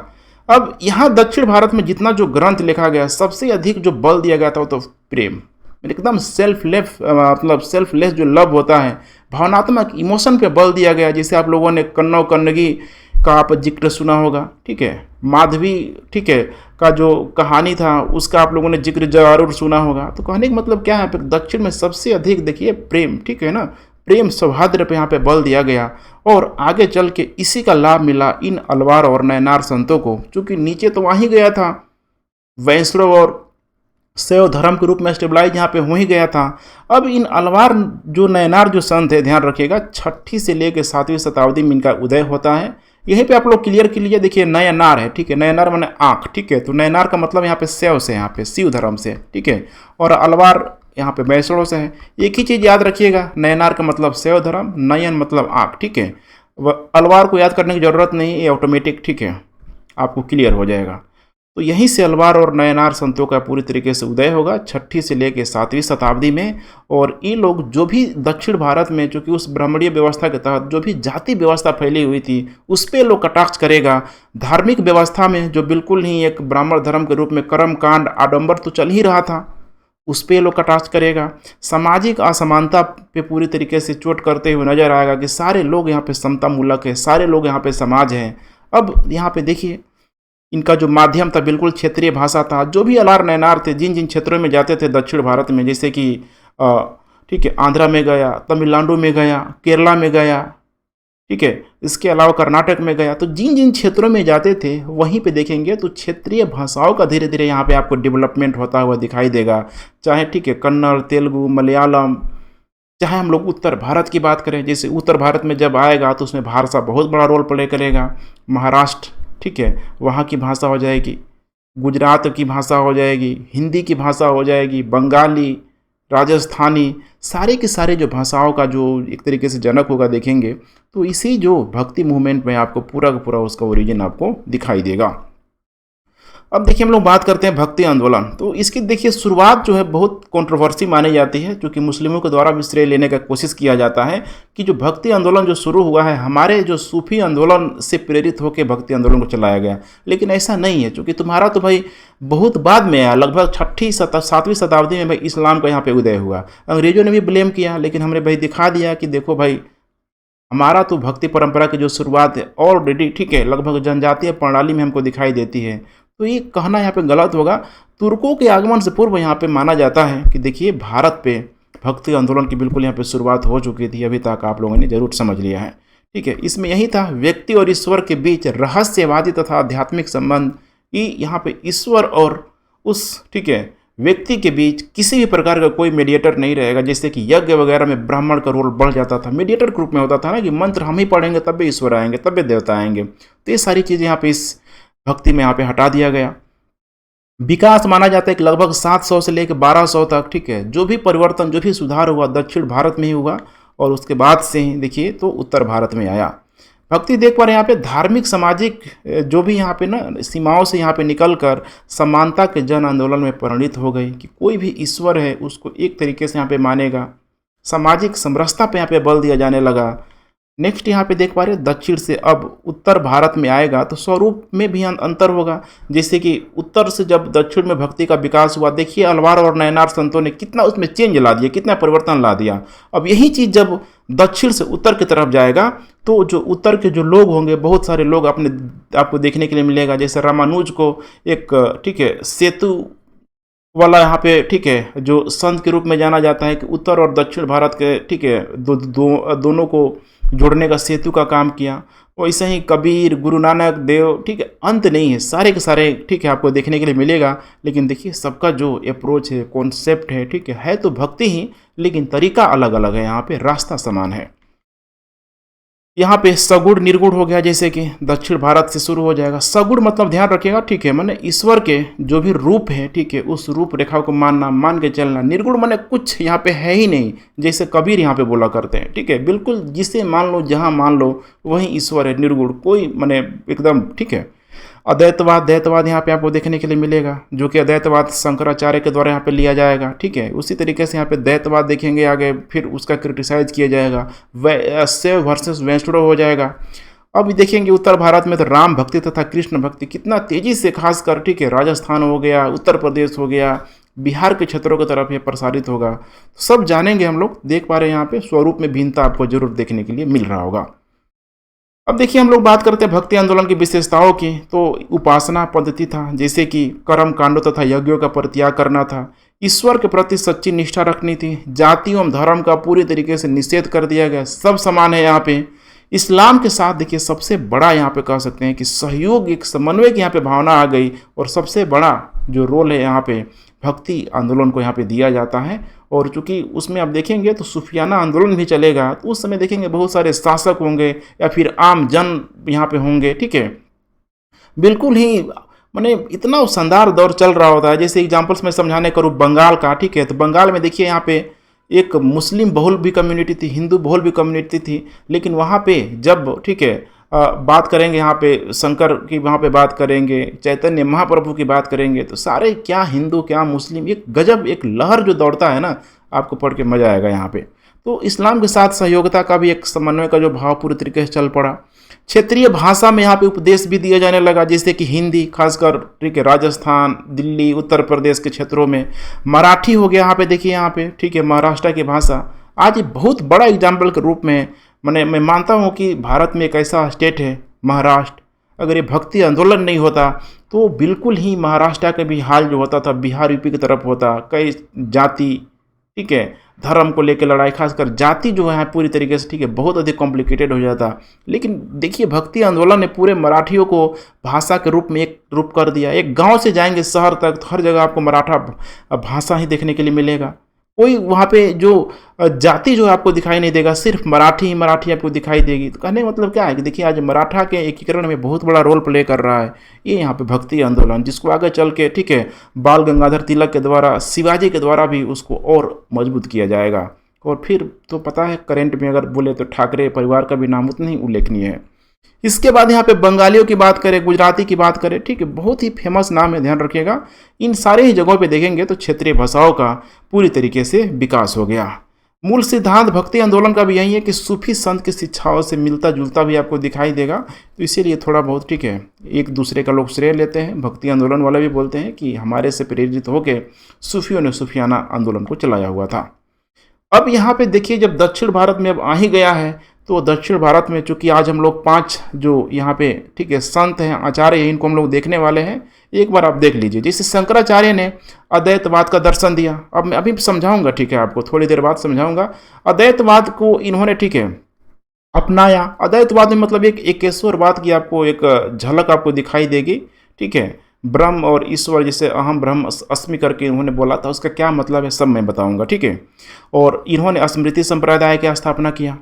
रामानुजाचार्य ने देखिए विशिष्टा द्वैतवाद। अब यहाँ पे देखिए ये चारों के जो चारों हैं यहाँ पे, ये देखिए एक अकेला यही है यहाँ पे, चूंकि शंकराचार्य नाम ही है, शैव संप्रदाय से बिलोंग करते हैं, शिव को मानने वाले हैं। बाकी सब यहाँ पे वैष्णव संप्रदाय को मानने वाले हैं। तो ये भी बहुत बड़ा कारण है कि देखिए आपस में अब इन दोनों का बहुत अधिक बन नहीं रहा विचारधारा के स्तर पे। तो रामानुजाचार्य ने विशिष्टा द्वैतवाद दिया, सिर्फ और सिर्फ अद्वैतवाद को काटने के लिए। देखिए या फिर काटने के लिए नहीं भी कह सकते हैं कि ह्यूमैनिटी का नेचर भी होता है। ह्यूमैनिटी जैसे सब्जेक्ट का कुछ भी सही नहीं है, कुछ भी गलत नहीं है, बल्कि समय के अनुसार उसमें मॉडिफिकेशन परिवर्तन होते रहता है, जो किसी भी विचारधारा को और अधिक बेहतर बनाता है। यही चीज़ हो रहा है। इन्होंने श्री संप्रदाय का, माधवाचार्य ने देखिए यहाँ पे दैतवाद का, ठीक है मैंने दैतवाद का, इन्होंने ब्रह्म संप्रदाय का। ब्रह्म ध्यान रखिएगा, और राजा राम मोहन वाला नहीं है, राजा राम जो ब्रह्म समाज की स्थापना की थी, यहाँ पे ब्रह्म संप्रदाय की स्थापना करेंगे। निम्बार्क के द्वारा द्वैताद्वैत, इनके द्वारा सनक संप्रदाय का। और वल्लभाचार्य ने देखिए शुद्धाद्वैतवाद, इन्होंने पुष्टि संप्रदाय का यहाँ पे ठीक है पूरी तरीके से स्थापना किया। तो संप्रदाय का मतलब कुछ है नहीं, जैसे कि ठीक है बौद्ध हो गया। ठीक है बौद्ध में जैसे था ना भिक्षुक जो लोग रहते थे, किस प्रकार से बिहारों में रहते थे एक साथ कंबाइन रहने के लिए, तो बौद्ध भिक्षुक बोला गया। तो वैसे ही अब बोला जाएगा कि स्मृति संप्रदाय के लोग हैं, तो आपको समझ जाना है कि शंकराचार्य के लोग मानने वाले लोग हैं। बोला जाएगा पुष्टि संप्रदाय के लोग हैं, तो समझिएगा कि वल्लभाचार्य के मानने वाले लोग हैं। तो काफ़ी इंपॉर्टेंट ठीक है इनका स्थान है, खासकर दक्षिण भारत में। चलिए बारी बारी से इनको हम लोग देखने का प्रयास करते हैं। नंबर 1 है यहाँ पे शंकराचार्य, प्रथम प्रचारक और संत के रूप में आपको यही दिखाई देंगे। लेकिन शंकराचार्य के समय की सिचुएशन को आपको समझना पड़ेगा। देखिए कि उस समय आप देखेंगे तो बुद्ध और जैन धर्म का जो दक्षिण भारत में लोग आया हुआ था, ठीक है धीरे धीरे इनकी स्थिति खराब हो जाएगी। क्योंकि ब्राह्मण धर्म में जब ठीक है देखेंगे कि जब बहुत बड़ा परिवर्तन के दौर से गुजरेगा, खासकर गुप्त और गुप्तोत्तर काल के बाद से, तो बहुत तेजी से सुधार होगा। यहाँ पे बहुत सारे जो शासक है धीरे धीरे ब्राह्मण धर्म को प्रमोट करने लगेंगे।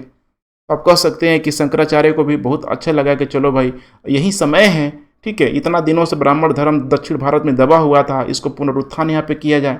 दूसरा था देखिए लगभग 8वीं शताब्दी के आसपास देखिए इस्लाम धर्म का भी भारत में आगमन हो रहा था। ये भी एक बहुत बड़ा समस्या का कारण था। और इस्लाम धर्म का भारत में इधर ठीक है माना जाता है कि जो अटैक हुआ है मोहम्मद बिन कासिम का 712 में, उससे पहले तो देखिए ये लोग आके बसा हुआ था इधर जो कर्नाटक और केरला के जो तटवर्ती इलाका है, यहाँ पे भी मुस्लिम कम्युनिटी बढ़ रही थी। तो यहाँ पे आपको चीज़ों को समझने चलना है, क्योंकि जो शंकराचार्य ठीक है केरल के तो हैं यहाँ पे, ठीक है। तो प्रथम प्रचारक और संत के रूप में जन्म इनका देखिए यहाँ पे केरल में हुआ है। गोविंद नाथ से इन्होंने संन्यास ग्रहण किया। बहुत ही योग्य मैंने होता है ना, बचपन से ही जो शंकर के प्रति मैंने ईश्वर के प्रति जो गजब की इनकी आस्था थी। माना जाता है कि ये संन्यास धारण करना चाहते थे, लेकिन इनकी माँ संन्यास ठीक है धारण करने के लिए चूँकि इकलौते पुत्र थे, तैयार उनकी माता नहीं होती थी। एक दिन नदी में स्नान कर रहे थे, मगरमच्छ ने उनका पैर ठीक है पकड़ लिया और फिर उन्होंने बोला अपनी माँ से कि देखो माँ, मुझे अब परमिशन दे दो संन्यास का, तभी अब मगरमच्छ मुझे छोड़ने वाला है। अब माँ क्या करती, ठीक है ऐसी सिचुएशन ने परमिशन दे दिया और मगरमच्छ ने भी उनका पैर छोड़ दिया। तो उसके बाद से देखिए गोविंद नाथ ने ही उनको यहाँ पे संन्यास ठीक है ग्रहण करने का जो भी दीक्षित होता है उसमें परिवर्तन किया। इन्होंने धर्म की एकता के लिए पूरी तरीके से देखिए धर्म की एकता के लिए 4 मठों को यहाँ पे स्थापित किया। और इस चीज़ को ठीक है अब अभी जो वर्तमान जो मूवी आई है कश्मीर फाइल में बड़ा एक अच्छा शब्द उसमें बोला गया है कि देखिए आखिर कश्मीर ही क्यों, ठीक है। जैसे शंकराचार्य को उसमें जिक्र किया गया कि शंकराचार्य पैदल यात्रा करके श्रृंगेरी मठ कर्नाटक में पूरी तरीके से देखिए घूम के उत्तर में गए, वहाँ जाके देखिए उत्तराखंड में उन्होंने ज्योति मठ की स्थापना की। तो आखिर वहीं पे क्यों, कश्मीर पे ही क्यों, मैंने अब अभी जो इलाका है ठीक है हिमाचल वाला जो इलाका है वहीं पे। तो सबसे बड़ा जो कारण बनता है कश्मीर का उसका जियोग्राफिकल लोकेशन। जितने भी ऋषि मुनि गए, इतना शानदार ठीक है मौसम में कौन वहाँ पे रहना नहीं चाहेगा, और इतना शांत मन, इतना सौहार्द वातावरण, तो आइडियाज भी बहुत आएगा वहाँ पे, ठीक है।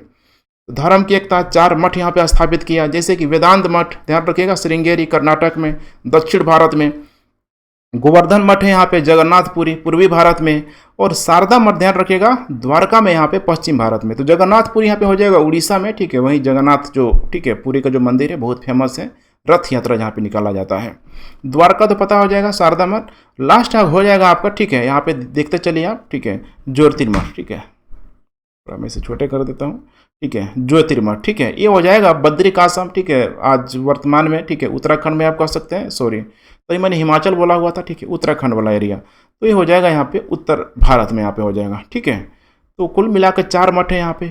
अब यहाँ पे जो इनका जो दर्शन का जो आधार था, मैंने बताया था शुरू में ही आपको जब उपनिषद पढ़ा रहा था कि आगे चल के देखिए इसी उपनिषदीय चिंतन को ब्रह्म और जीव की बातों को ये दोबारा ही इस समय आके ठीक है उसको उठाने की कोशिश करते हैं कि भाई उस समय तो उपनिषदीय बातों को ब्राह्मण धर्म ने बहुत अच्छे तरीके से फॉलो नहीं किया, नहीं माना, लेकिन अब मैं उसका विशद व्याख्या कर रहा हूँ कि आखिर उस समय उपनिषद कह क्या रहा था। देखिए यहाँ पे क्या हो रहा है, इन्होंने इसी के तहत सिद्धांत दिया अद्वैतवाद, और अद्वैतवाद का जो सिद्धांत जो दिया था इनके गुरु नहीं माना जाता है कि नींव रखा हुआ था गौड़पदाचार्य ने। उन्होंने 215 श्लोक इसमें रखा हुआ था, ध्यान रखिएगा, ठीक है। तो ये उपनिषद का ही ठीक है भी अध्ययन किए हुए थे। अब एक और शिष्य थे इन गौड़पदाचार्य का जो प्रीलिम से पूछता है, ध्यान रखिएगा गोविंदाचार्य, ध्यान रखिएगा गौड़पदाचार्य का 2 शिष्य, एक तो हो जाएगा ठीक है शंकराचार्य और दूसरा हो जाएगा यहाँ पे गोविंदाचार्य। अब देखिए यहाँ पे अद्वैतवाद की इन्होंने बल दिया, बिल्कुल ही यहाँ पे एकेश्वरवाद, एक ईश्वर पे बल दिया कि देखो कोई भी अलग नहीं है, पूरा का पूरा ठीक है दुनिया में पूरे विश्व में किसी भी को भी मानो ईश्वर यहाँ पे एक ही है, कोई अलग यहाँ पे नहीं है। और उसी के एवज में इन्होंने ठीक है अपने फॉलोअर्स के लिए ठीक है संप्रदाय की यहाँ पे स्थापना किया। अब इन्होंने जो कॉन्सेप्ट किया, चूँकि मैं आपको ठीक है पूरी तरीके से दर्शन के चीज़ों में उलझाना नहीं चाहता हूँ, बिल्कुल देखिए सिंपल समझने की कोशिश कीजिए कि अद्वैतवाद का मतलब क्या है। यहाँ पे इन्होंने बोला कि जीव ही ब्रह्मा है और ब्रह्म ही जीव है, अहम ब्रह्मस् अस्मि करके बोला कि भाई जीव ही ब्रह्मा है, अर्थात हर एक चींटी में, हर एक निर्जीव चीज़ में ठीक है ब्रह्म है, और उसी ब्रह्म में ठीक है मैंने आप समझ रहे हैं ना कहने का मतलब कि चींटी भी एक क्या है, ब्रह्म है, चींटी भी एक जीव है। जीव ब्रह्म को इन्होंने पूरी तरीके से मिक्स कर दिया, जिसको आगे चल के देखेंगे तो रामानुजाचार्य के द्वारा इसका क्रिटिसाइज किया जाएगा। उसी तरीके से इन्होंने बोला कि जीव की मुक्ति के लिए, अर्थात जीव अगर एक मुक्त होना चाहता है तो उसके लिए सबसे इन्होंने बल दिया ज्ञान पे। अब यहाँ पे देखिए ज्ञान का जब भाव आता है ना तब फिर वही अहम वाला भाव आ जाता है, अहम मतलब अहंकार वाला भाव आ जाता है। अर्थात यहाँ पे जिस अहंकार की यहाँ पे बात किया गया ज्ञान के माध्यम से, सोचिए क्या समाज में प्रचलित हो पाएगा। जैन ने भी बहुत अधिक बल दिया था कि अहिंसा पे बल दो, ठीक है। क्या जैन धर्म फेमस हो पाया, समझिए इस चीज़ को, ठीक है। अब शंकराचार्य को मानने वाले लोगों को यहाँ पे ठीक है ज़्यादा मैंने थोड़ा समझना है चीज़ों को, वर्तमान को परिप्रेक्ष्य में रख के यहाँ पे समझना है कितना कॉम्प्लेक्सिटी जहाँ पे आएगी, देखिए समस्या आएगा, फॉलोअर्स की संख्या वहाँ पे उनकी यहाँ पे कम हो जाएगी। तीसरा इन्होंने बोला कि देखियो जीव की जो मुक्ति है ना ब्रह्मा में यहाँ पे लीन हो जाने से, अर्थात जीव जैसे अगर कोई व्यक्ति मर रहा है कोई जंतु मर रहा है, कोई जीव मर रहा है, जब वो पूरी तरीके से ब्रह्म में लीन हो जाएगा तो उसकी पूरी तरीके से मुक्ति हो जाएगी। तीनों चीज़ों को आगे चल के वैष्णव संप्रदाय के, ठीक है, जो मैं नाम बार बार रख रहा हूँ, नाम रामानुजाचार्य के द्वारा इनको काटा जाएगा। अब कैसे काटा जाएगा थोड़ा आप थोड़ा समझ लीजिए, ताकि आगे चल के हम लोग तेजी से निकल जाएंगे। देखिए, अहम ब्रह्मास्मि, तो इन्होंने तो साफ ही यहाँ पे बोल दिया कि देखो भक्ति की अवधारणा तभी आएगी, मैंने रामानुजाचार्य के यहाँ पे कॉन्सेप्ट ध्यान रखिएगा, रामानुजाचार्य का, कि भक्ति के लिए यहाँ पे जरूरी है कि एक हायरार्की होना चाहिए, एक पद होना चाहिए। जैसे कि अगर, ठीक है, समझिए कि आईएएस बन गए आप, ठीक है, तो आईएएस हो गए तो जाएंगे भाई सीएम के पास, पीएम के पास जाएंगे, सैल्यूट मारेंगे। नीचे वाला जो कैटेगरी रहेगा, ठीक है, एसडीएम हो गया, कोई भी अधिकारी नीचे का होगा, वो आपको सैल्यूट मारेगा। तो ये भक्ति की जो अवधारणा, ठीक है, इसको समझने के लिए आप समझिए कि भक्ति की अवधारणा तभी जागेगी यहाँ पे कि जब एक हायरार्की सिस्टम होगा, एक क्रम होगा। तुम तो भाई कह रहे हो कि जीव ही ब्रह्म है, ब्रह्म ही जीव है, कैसे हो सकता है? अब एक ईश्वर या के, ठीक है, मैंने एक ईश्वर या के थोड़े किसी नॉर्मल इंसान को कहेगा तुम ही ईश्वर हो यहाँ पे। एक पद भक्ति की अवधारणा जगेगी नहीं। अपने आप से सोचिए कि अगर आप खुद यहाँ पे, ठीक है, स्टूडेंट हैं, मौजूद हैं, भक्ति की अवधारणा जब अपने टीचर को देख रहे हैं तो जग जाएगा, माता पिता को जग जाएंगे तो लग जाएगा। अगर आपको कोई जूनियर है तो भाई उसमें भी ब्रह्म बस रहा है, तो क्या उसको देख के एक ब्रह्म वाली फीलिंग आपके अंदर आएगी? ये समझना है आपको। इसको भी उन्होंने काट दिया। दूसरा बोला यहाँ पे कि जीव के मुक्ति ज्ञान, बोले ये तो सीधे अहंकार पे बल दे रहा है। ये रामानुजाचार्य का कॉन्सेप्ट था। जीव की मुक्ति के लिए यहाँ पे ज्ञान की जगह उन्होंने सबसे अधिक जो बल दिया, भक्ति करो, भक्ति करो। अब देखिए कितना शानदार तत्व टूट गया, भक्ति। अब ये भक्ति ऐसा चीज़ हो गया कि कोई व्यक्ति कर सकता है, जरूरी नहीं है कि पढ़ा लिखा हो, उसके पास ज्ञान ही हो। और जीव की मुक्ति बताया ब्रह्मा में लीन, रामानुजाचार्य इसको भी काट दिया, बोला ये क्या होता है? जीव की मुक्ति ब्रह्मा में लीन ही हो जाएगा तो फिर उसको मजा क्या आएगा? ठीक है, जीव की मुक्ति ब्रह्मा में सबसे अधिक जो मजा आएगा मिलने से होगा। जैसे मिलने, ठीक है, जैसे एक छोटा सा एग्जांपल आप समझिए कि आप, ठीक है, मान के चलिए कि आपका आईएएस में रिजल्ट हो गया, आईएएस का आपका रिजल्ट हो गया, सोचिए तो जो 3-4 महीने का जो गैप होगा ट्रेनिंग पीरियड के बीच का, ठीक है, वो गजब आपको लगेगा कि अब हमको मोक्ष की प्राप्ति हो रहा है, एक गजब का फीलिंग देगा। सोचिए आज रिजल्ट हुआ, कल जाके बोला जाएगा कि चलो तुम जाके किसी क्षेत्र का, किसी जिला का तुमको आज, ठीक है, अपॉइंटमेंट ले लो, मैंने वहाँ का तुम अपना पद ग्रहण कर लो। समझिए एक सेकेंड में आपको लगेगा कि ये क्या हो गया, ठीक है, कोई भी किसी प्रकार का हमको सोशली वैल्यू यहाँ पे नहीं दिया गया, अचानक कितनी बड़ी जिम्मेदारी आ गई। तो समझना है कि जीव की मुक्ति ब्रह्मा में लीन होने से नहीं है। रामानुजाचार्य यही बोलते हैं कि जीव की मुक्ति ब्रह्म से मिलने में है। और इसी चीज़ को लेकर देखिए तीनों ही चीज़ों पर रामानुजाचार्य का जो विचारधारा है, चूँकि ये बाद में दे रहे हैं, लगभग 200 साल बाद दे रहे हैं, तो काफ़ी उसमें परिवर्तन आ गया।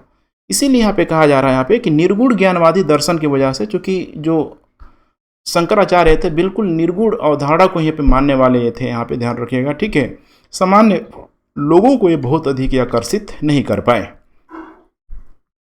यहाँ पे देखिए, सॉरी लाइट चला गया था, ठीक है, तो देखिए कालांतर में देखिए वैष्णव संतों द्वारा अद्वैतवाद की पूरी तरीके से आलोचना की गई।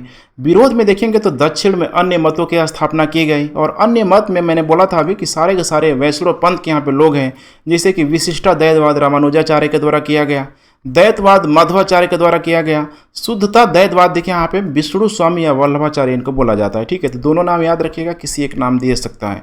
द्वैताद्वैत यहाँ पे निम्बकाचार्य के द्वारा किया गया। अब यहाँ पे देखिए हम लोग बात कर रहे हैं रामानुजाचार्य का, देख पा रहे हैं यहाँ पे लगभग 150-200 साल बाद ही यहाँ पे आ रहे हैं, मतलब लगभग 800 माना जाता है कि जो जन्म हुआ था 800 के आसपास, शंकराचार्य का मृत्यु माना जाता है कि लगभग 850 के आसपास। तो देखिए अब ये तो काफ़ी लंबे समय बाद आ रहे हैं, तो स्वाभाविक सी बात है कि विचारों में कुछ न कुछ तो परिवर्तन यहाँ पे आ ही जाएगा। तो इनका जो जन्म हुआ देखिए श्री पेरुम्बदूर में हुआ था, वर्तमान में तमिलनाडु में, ठीक है, बहुत फेमस जगह है, चेन्नई में आपको देखने के लिए मिल जाएगा पेरम्बूर, ठीक है। वैष्णव संत के ये अनुयायी हुए, वैष्णव, ठीक है, धर्म को मानने वाले। इनके जो गुरु थे कांचीपुरम के यादव प्रकाश, मैंने बचपन के जो गुरु थे, ठीक है, मतलब समझ रहे हैं ना, बच्चा वाला। बाद में जो इनके जो गुरु हुए यमुनाचार्य, मैंने बड़े में, ठीक है। उसके बाद इन्होंने जो दर्शन दिया देखिए विशिष्टा द्वैतवाद को दर्शन दिया, ठीक है, मैंने विशिष्ट द्वैतवाद का दर्शन दिया और श्री संप्रदाय का इन्होंने स्थापना किया, जो भी इनके अनुयायी लोग थे। अब इन्होंने यही तो जो बातें मैंने समझाया आपको कि जीव ब्रह्म को इन्होंने अलग अलग कर दिया पूरी तरीके से, कि एक हायरार्की होना चाहिए, जीव की मुक्ति के लिए भाई भक्ति होना बहुत जरूरी है, इन्होंने सीधे बोल दिया। और जीव की मुक्ति ब्रह्मा में मिलने से है, जैसा कि शंकराचार्य ने बोला कि लीन होने से है। तो अब देखिए इन्होंने ज्ञान के स्थान पर सबसे अधिक भक्ति को महत्व दिया, और इसीलिए रामानुजाचार्य को, ठीक है, देखा जाए वर्तमान में तो उनको ठीक है, दक्षिण भारत का विष्णु कृष्ण के रूप में भी माना जाता है।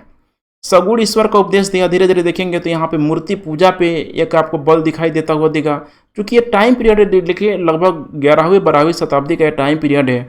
और उस समय आप देखेंगे तो दक्षिण भारत में बड़े बड़े जैसे चोल शासक वगैरह बड़ी तेजी से बड़े बड़े यहाँ पे मंदिरों का निर्माण किया जाएगा। उस समय लगभग बौद्ध और जैन धर्म, इनका प्रभाव इतना अधिक हो जाएगा कि बौद्ध और जैन धर्म दक्षिण भारत में लगभग नेग्लिजिबल, नाम मात्र के हो जाएगा सब, ठीक है। तो ये बहुत बड़ा यहाँ पे रोल प्ले कर रहे हैं, ध्यान रखिएगा रामानुजाचार्य। लोगों को त्याग और तपस्या पे, ठीक है, इन्होंने बल देना सिखाया है निस्वार्थ भक्ति के माध्यम से, ठीक है। इनके अनुयायी वर्तमान में दक्षिण में अधिक है, उत्तर में भी है, लेकिन उनकी संख्या यहाँ पे कम है। इन्होंने ब्रह्म सूत्र पे यहाँ पे श्री भाष्य, ध्यान रखिएगा श्री भाष्य, ठीक है, यहाँ पे टीका भी लिखा। 2 टीका है, एक तो श्री भाष्य में और दूसरा यहाँ पे वेदांत संग्रह करके है। इसमें इन्होंने बताया कि शूद्र भी ईश्वर की कृपा से मोक्ष प्रदान कर सकता है। अर्थात अब शूद्र की बात कर रहे हैं यहाँ पे, तो इन्होंने माना जाता है कि जाति व्यवस्था को उतना तेजी से विरोध नहीं किया, कहीं न कहीं जाति व्यवस्था को ये सपोर्ट करते हुए नजर आ रहे हैं, क्योंकि रामानुजाचार्य खुद एक, ठीक है, ब्राह्मण परिवार से बिलोंग करते थे। दक्षिण में इनको विष्णु का अवतार भी माना जाता है। धर्म को लेकर इन्होंने समानता को पूरी तरीके से पाठ पढ़ाया। मैंने जैसे आपको शुरू में बताया हुआ था कि कोई भी जाति का लोग है, ब्राह्मण क्षत्रिय वैश्य शूद्र, आज कुछ भी ऐसा नहीं है कि एक शूद्र कम मानता है, एक ब्राह्मण सबसे अधिक मानता है। जब बात आती है राम की, जब बात आती है विष्णु की, जब बात आती है दुर्गा की, तो सारे लोगों का जो इमोशनल जो सेंटिमेंट है, सेल्फलेस जो लव है यहाँ पे इतना इस कदर हावी होता है, ठीक है, आपको समझना है। यहाँ पे देखिए जाति को लेके, ठीक है, इन्होंने वर्ण व्यवस्था को माना कि थोड़ा बहुत इन्होंने मेंटेन करने का प्रयास किया, थोड़ा बहुत क्रिटिसाइज किया जाता है। सगुण में देखिए पूरी तरीके से मंदिरों का निर्माण किया जाएगा। जैसे अधिकतर दक्षिण भारत में देखेंगे उस समय तो एक से बड़े बड़े, चाहे शिव मंदिर की बात करें, वैष्णो मंदिर की बात करें, बहुत ही भव्य भव्य जितना भी आपको मंदिर दिखाई देगा वहाँ पे यही 2 मंदिर आपको, ठीक है, मैंने इस 2 टाइप का जो मंदिर है जो धर्मों का यहाँ पे, ठीक है, धर्म तो एक ही है, मैंने 2 ईश्वरों का अलग अलग आपको मंदिर दिखाई देगा। नेक्स्ट यहाँ पे आएंगे माधवाचार्य, देख पा रहे हैं ये भी कुछ न कुछ मॉडिफिकेशन करेंगे। कन्नर एक ब्राह्मण थे, ध्यान रखिएगा, ठीक है, उपासक के लक्ष्मी नारायण के उपासक थे, और शंकर और रामानुजा का दोनों के मतों का ये लोग विरोध कर रहे हैं। अब ये देखिए अब होता है ना, अब यही सब एक लहर दौड़ पड़ा, एक आइडिया तो लग गया, एक आइडिया लगने के बाद अब उसका क्रिटिसाइज करते रहिए। दोनों के मतों का विरोध किया इन्होंने, ध्यान रखिएगा, दैतवाद को यहाँ पे इन्होंने दर्शन बनाया और ब्रह्म संप्रदाय की इन्होंने स्थापना किया। क्या बोला, तो आत्मा और परमात्मा बोल रहे हैं कि अलग अलग होता है, ठीक है, ध्यान रखिएगा, आत्मा और परमात्मा अलग अलग होता है। तो बिल्कुल ही दोनों के मतों से लोग, ठीक है, मैंने ये खासकर माधवाचार्य विपरीत हो गए। 8 मंदिरों का इन्होंने निर्माण करवाया हुआ था। उसके बाद आ रहे यहाँ पे निम्बकाचार्य, 13वीं से 14वीं शताब्दी में, तेलुगु ब्राह्मण थे ये भी। दर्शन इन्होंने दिया द्वैताद्वैत, ठीक है, और सनक संप्रदाय का इन्होंने स्थापना किया। और इन्होंने बोला कि जीव ब्रह्म के साथ भिन्न भी है तथा अभिन्न भी है। मैंने देख रहे हैं ना, नया नया तरीके से अपनी बातों को रखना, तो समझना है चीज़ों को। अल्पज्ञ, जीव ब्रह्मा का अंश है और ब्रह्म यहाँ पे अंशी है, ठीक है, तो वही यहाँ पे बताने की कोशिश कर रहे हैं, ठीक है। भक्ति को इन्होंने पूरी तरीके से मुक्ति का साधन बताया कि भक्ति करो। राधा कृष्ण की उपासना पे बल दिया। और स्वामी हरिदास, ध्यान रखिएगा, स्वामी जो हरिदास की जो सखी संप्रदाय है यहाँ पे, इसी की शाखा से यहाँ पे बिलोंग करती है, अर्थात निम्बार्क की, ठीक है, सनक संप्रदाय से। उसके बाद देखिए यहाँ पे वल्लभाचार्य है, काफ़ी फेमस नाम है, 15वीं से 16वीं शताब्दी के समय, ये भी एक तेलुगु ब्राह्मण है, ठीक है। दर्शन इन्होंने जो दिया शुद्धता, ठीक है, द्वैतवाद अर्थात पुष्टि संप्रदाय की इन्होंने स्थापना किया। और इन्होंने शुद्धता द्वैतवाद के तहत बताया कि ब्रह्म माया से शुद्ध है, जीव सत्य और यहाँ पे नृत्य है, ठीक है। तो अलग अलग देखिए पूरा एक लहर दौर पड़ा है यहाँ पे, ठीक है। और भक्ति के रूप में इन्होंने बताया कि देखो मोक्ष प्राप्ति करने का साधन, ठीक है, पूरी तरीके से भक्ति है, भगवान की प्राप्ति का साधन है। कई अमर ग्रंथों की रचना किया, जैसे अणुभाष्य, सुबोधनी, ठीक है, टीका, सुबोधनी टीका यहाँ पे आदि, ठीक है। इसके अलावा आगे चल के इनका जो प्रचार प्रसार, इनके पुत्र बहुत फेमस नाम है विट्ठल नाथ ने यहाँ पे योगदान दिया। आगे चल के देखेंगे तो शुरू हो जाएगा यहीं से विठवा भगवान करके, ठीक है, जो एक विष्णु का ही अवतार माना गया, जो महाराष्ट्र में बहुत अधिक फेमस हुआ। तो देखेंगे महाराष्ट्र में भी आगे चल के, ठीक है, एक से एक, ठीक है, मतलब संत लोग आएगा। हिंदी के वल्लभ संप्रदाय कवियों को दीक्षा देकर यहाँ पे इन लोगों ने अष्टछाप की स्थापना किया। जैसे अष्टछाप यहाँ पे समझना है आपको कि अष्टछाप में 8 ठीक है कवियों में 4 वल्लभाचार्य के और 4 विठलनाथ के यहाँ पे शिष्य थे। अब उनका नाम पूछा जाता है कि जैसे वल्लभाचार्य के 4 शिष्य यहाँ पे कौन कौन थे, कुंभन दास, सूरदास, परमानंद दास, कृष्णदास। उसी तरीके से यहाँ पे विठलनाथ के शिष्य यहाँ पे गोविंद स्वामी, नंद स्वामी, चित्त स्वामी, चतुर्भुज यहाँ पे दास हो जाएगा, जिसमें सूरदास का नाम आगे चल के उत्तर भारत में जब देखेंगे तो बहुत अधिक यहाँ पे ठीक है फेमस होंगे। ठीक है, तो अष्टछाप जो संप्रदाय वर्तमान में गुजरात में काफ़ी लोकप्रिय होगा, ध्यान रखिएगा। ठीक है, कुल मिलाकर मामला आज यही तक था। कल हम लोग बात करेंगे उत्तर भारत में, महाराष्ट्र से शुरू करेंगे और महाराष्ट्र से फिर ठीक है गुजरात, उत्तर प्रदेश, बिहार, बंगाल, राजस्थान, एकदम उत्तर तक पूरे एरिया में जिन जिन क्षेत्रों में ठीक है जिन जिन संप्रदायों का यहाँ पे उदय हुआ सबको हम लोग देखने का प्रयास करेंगे। तो ठीक है फ्रेंड्स, थोड़ी लेंथ जो लेक्चर की अवधि थोड़ा सा बढ़ गई यहाँ पे, लेकिन ज़रूरी था ताकि चीज़ों को समझे आप। ठीक है, रटने की प्रक्रिया से थोड़ा बाहर निकलेंगे एग्जाम में, ठीक है अपने आप यहाँ पे आप अच्छा करके आएंगे। ठीक है फ्रेंड्स, अपना फीडबैक देते रहें। Thanks for watching. जय हिंद।